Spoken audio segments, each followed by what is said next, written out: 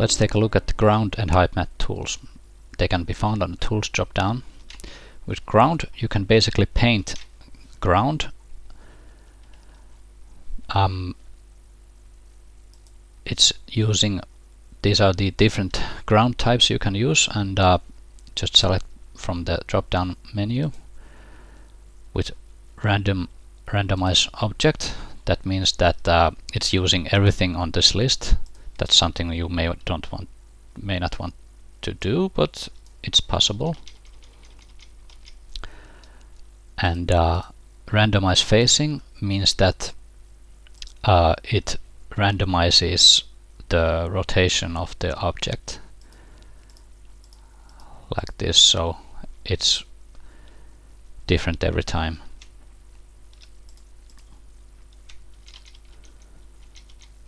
The randomized facing doesn't work in every ground, because some of these are using like a projection mapping, so the UVs kind of override the from the shader override the actual ground plane. But let's do some forest ground first. You can just click and drag to paint ground. It's okay to paint over, because it doesn't make multiple objects, it just paints, overrides the current tile. You can all add the selection here, and you can also fluid fill like these like open areas by alt clicking, and it fills the area. You can also do something like some other ground, but be aware that the transition area will be hard to blend straight out of the box. You have to like do some shader stuff, or place some objects to blur the line. The height map is a tool where you can like sculpt the height of the level. First you need to enable the custom height map tool. It generates some kind of random noise height here, but I've zeroed everything down. But if we put some random values there and generate height map, let's see if we can get anything here, anything interesting.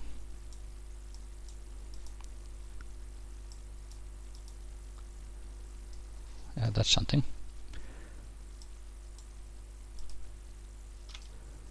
Like this. It automatically does different map or texture for raised parts. If you want to flatten everything down and just use your custom tools, you can just put them all to 0 and generate height map, so it zeroes out. To make things easier to see, you can use the debug textures. This way you can see the more easily how the geometry is behaving. We have a couple of different brush settings. We have height and texture. With height tool you paint height, and with texture you paint the texture. This is the brush that you are using. By control and scrolling the wheel, you can scale the radius, and scrolling and with alt moves the value of the or the strength of the brush. We have add and replace mode. Replace mode is a fixed value, so now it raises everything on value 2. No matter how much I paint. And if I want to erase it, just move the value to 0 and paint away. The add mode is adding every time I stroke. So every time I click, it keeps adding, and it goes down to by using a 0 value, nothing happens because it's not either adding or subtracting. If you want to correct those things, just use your replace brush with value of 0. So everything flattens to the ground level. Then we have different textures for the brush. We have a kind of bell curve brush. Let's put some strength in it compared to the soft. So there's a different kind of fall off on the brush. One thing to note, as this is technically quite heavy operation, you have just one undo on the height paint, so you can just undo once. That's technical limitation. It's really takes a lot of memory to keep the undos in the paint editor. So if I do 2 clicks, I can only undo 1. So that's a limitation you need to be aware. Different kind of processes can be found here. One fun brush that I usually use is the grunge. It makes this kind of noise thing that you can then smooth out. And speaking of smooth brush, just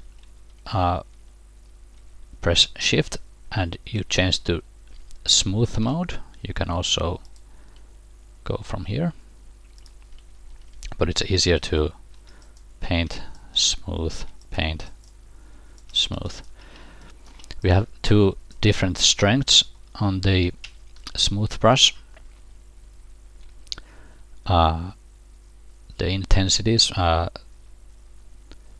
first one is pretty easy, it doesn't do that much, but if you want to smooth a lot, just by clicking on the right hand side of the smooth intensity, it then starts to smooth a lot more.